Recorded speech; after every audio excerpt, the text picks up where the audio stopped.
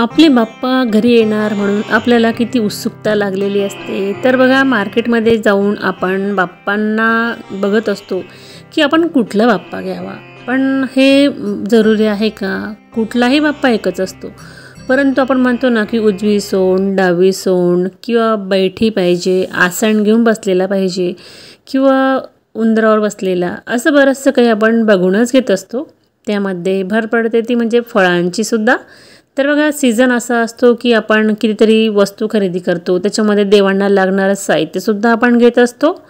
तर फुलं असो अथवा कुठलीही खरेदी असो, आपण ती सणासुदींना भरपूर प्रमाणामध्ये करत असतो। सध्या गार्डनमध्ये सुद्धा खूप छान फुलं यायला लागलेली आहेत आणि चिमणी बघू शकता अशा प्रकारे या ठिकाणी धान्य खाण्यासाठी आली।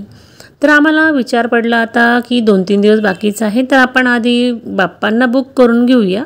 तर आम्ही असंच निघालो। तर निघताना बघू शकता मार्केटला गेली तर खूप गर्दी होती त्या दिवशी सुद्धा आणि अशा प्रकारे स्टॉल लागलेली होती। तर बघा किती सगळीकडे झगमग आहे। बाप्पांच्या आगमनाची आतुरता सगळ्यांनाच आहे आणि प्रत्येक दुकान असं खूप छान सजलेलं बघायला मिळालं। तर बघा, असे सण आले म्हणजे आपल्याला पण खूप छान वाटतं आणि आपला एक एक दिवस खूप सुंदर जात असतो। या 10 दिवसांमध्ये आपण बाप्पांची सेवा करायची असते, त्यांना अनेक प्रकारचे नैवेद्य देत असतो। मात्र दुर्वा अर्पण करायला विसरू नका, कारण दुर्वा ह्या त्यांना अर्पण केल्या म्हणजे शांतता लागते, म्हणजे आपल्या घरामध्ये सुद्धा तेवढीच शांतता येत असते। तर अशा प्रकारे हे शाडू मातीच्या मूर्त्या आहेत। तर आम्ही बुक करण्यासाठी आलो, तर आमची बुक करून झालेली आहे। अगदी ह्यावर्षी विचार केला की छोटाच घ्यावा, कारण कसं आहे, घरी आपण विसर्जन करत असतो। POPचा घेतला म्हणजे आपल्याला नदीवर वगैरे जावं लागतं आणि ती इतरत्र टाकल्या जाते मूर्ती, आणि कधी कधी आपण बघतो ना, मूर्तींचे फार हाल झालेले बघायला मिळतात आणि ते आपल्याला नको हवं, म्हणून आपण शाडू मातीची मूर्ती म्हणजे घेण्याचा प्रयत्न नक्कीच करा। तर अशा प्रकारे आम्ही शाडू मातीचीच मूर्ती दरवर्षी घेत असतो आणि आता आम्ही आमच्या घरच्या दिशेने निघालेलो आहोत। सध्या पाऊस, आज काही ऊन होता कारण सध्या पावसाळा सुरू आहे, परंतु एखाद दिवशी पाऊस असतो नसतो। आज आहे हरतालिका, तर सगळ्या सवाष्णी स्त्रिया आणि मुलीसुद्धा हा उपवास करतात, ही पूजा करत असतात। पार्वती मातेने किती कष्टमय जीवनातून म्हणजे ही पूजा केलेली आहे। आपण तर तेवढं काही करू शकत नाही, पण थोडं का असे ना आपण प्रयत्न करूया। तर अशा प्रकारे पत्री लागणारी, कारण ह्या श्रावण महिन्यामध्ये भरपूर पत्री असते, तर पत्री, काही फुलं अशा प्रकारे तोडून झालेली आहेत। आता पूजा करायची होती, तर बघू शकता साहित्य मी असं घेतलेलं आहे। तर बघा, पूजेमध्ये आपण अनेक प्रकारच्या पत्री वगैरे घेत असतो आणि आज आहे हरतालिका तीज म्हणून आपण पार्वती मातेची सुद्धा पूजा करायची आहे। तर त्यांना आपल्याला ओटी भरण्यासाठी सुद्धा साहित्य घ्यायचं आहे। तर तुम्हाला ही थोडी पूजा वेगळी वाटत असेल तर पुढे बघूच आपण।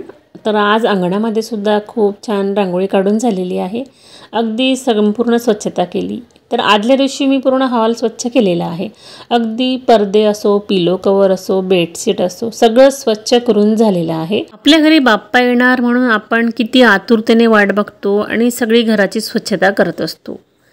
तर आजची पूजा बघितली असेल तुम्ही, फुलोरा मी बांधलेला आहे। तर मी 5 प्रकारचे फुलं पानं घेऊन बांधत असते।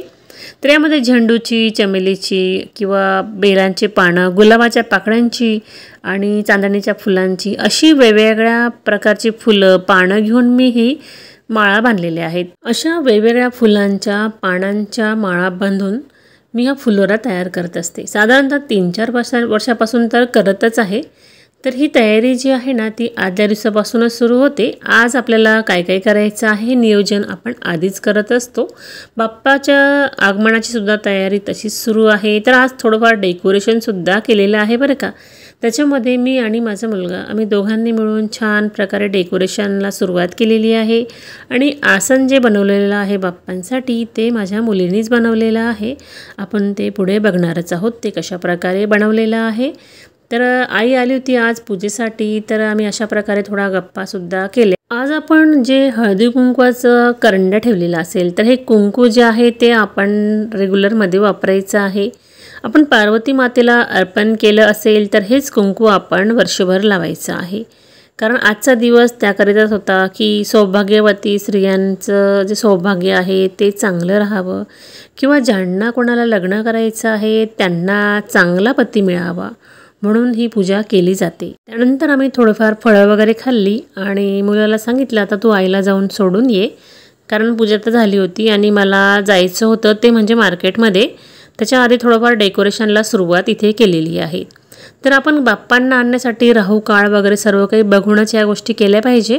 तर बघू शकता अशा प्रकारे डेकोरेशन सुरू आहे आणि याचा जो पडदा आहे व्हाईट कलरचा यावर्षी आम्ही मागवला नेटचं कापड तोच लावलेला आहे। त्याच्यानंतर ही बाकीचे साहित्य जे आहे ते मागच्या वर्षीचंच आहे।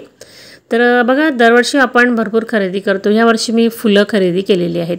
यांच्यासाठी एक गोष्ट बनवायची आपण पुढे बघूच। आणि हे आसन जे आहे ते माझ्या मुलीनीच तयार केलं, तर यावर सुद्धा व्हिडिओ तिने अपलोड केलेला आहे तिच्या चॅनलवर, तुम्ही जाऊन बघू शकता कशा प्रकारे तयार केलेला आहे। आणि हा जो पाई यापासूनच मी बनवणार आहे। थोडेफार ती फुलं दाखवली ना तुम्हाला आता बुके त्या ठेवण्यासाठी। त्याच्यानंतर अशा प्रकारे नॉट वगैरे बांधून घेतल्या। तर डेकोरेशनमध्ये आपण कितीतरी गोष्टींचा समावेश करत असतो, अगदी ह्या सगळ्या वस्तू आहेत त्या नीटनेटक्या ठेवण्यासाठी एखादा छान बॉक्स वगैरे पण आपण बनवून ठेवला पाहिजे। तर मी त्यामध्ये सगळं काही ठेवत असते, कारण एवढं साहित्य ठेवण्यासाठी आपल्याकडे तर त्या गोष्टी असायलाच पाहिजे। तर आम्ही दोघांनी मिळून अशा प्रकारे पूर्ण डेकोरेशन केलेलं आहे। अजून याच्यामध्ये थोडं बरंचसं बाकी आहे, आपण उद्या बघूच। त्याच्यानंतर काही फुलं खरेदी केलेली, त्याच्यामध्ये जिप्सीचं प्रमाण जास्त घेतलेलं आहे आणि आर्टिफिशियल फुलांपेक्षा रिअल फुलंसुद्धा खूप महत्त्वाची आहे। काही फळांची खरेदी आणि फुलं बघू शकता अगदी सुंदर कलर कॉम्बिनेशन आहे। तर तुम्हाला आजचा व्हिडिओ कसा वाटला, आवडला असेल तर लाईक शेअर करा। आपण परत पुन्हा भेटू उद्याच्या व्हिडिओमध्ये, तोपर्यंत काळजी घ्या आणि आनंदात राहा।